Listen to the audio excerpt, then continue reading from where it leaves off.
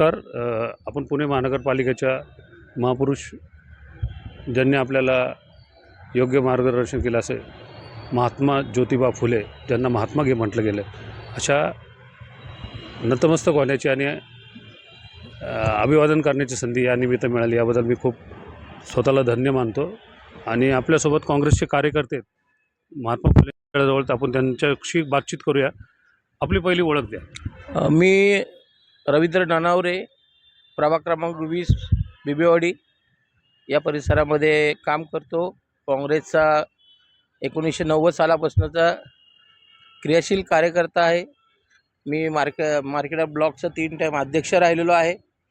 आणि आत्ता पुणे महानगरपालिकेच्या होणाऱ्या स्वीकृत सेवाकरता मी काँग्रेस पक्षाकडे मागणी केलेली आहे. काय मागणी केली?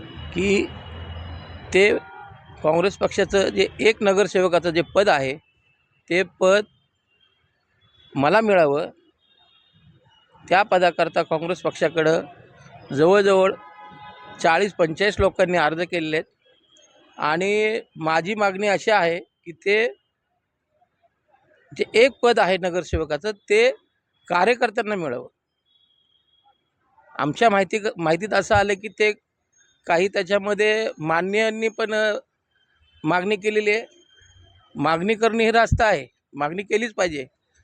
परंतु काँग्रेस पक्षाने जर कार्यकर्त्यांना नाही दिला तर पक्ष वाढेल, नाहीतर काँग्रेस पक्ष अशा भूमिकेने वाढणार नाही, एवढे या ठिकाणी मी सांगतो. पर्वती मतदारसंघामध्ये एक देखील काँग्रेसचा उमेदवार नाही आहे.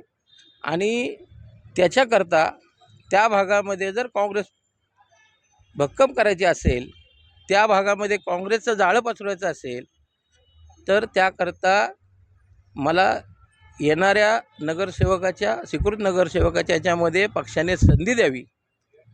आम्ही सर्व, आमची मागणी अशी आहे की काँग्रेसच्या कार्यकर्त्यांना न्याय द्या.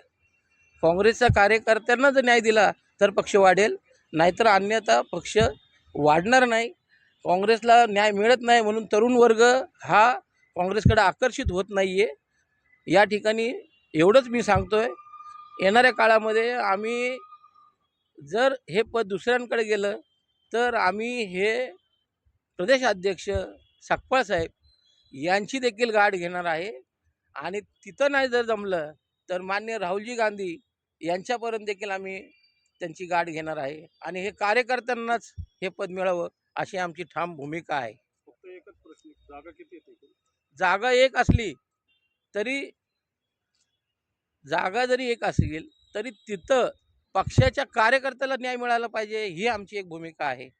मग ते मला मिळो की ज्यांनी पदं भोगलेली आहेत, ज्यांनी कमिट्या भोगलेल्या आहेत, अशा लोकांना तुम्ही नाही दिलं पाहिजे.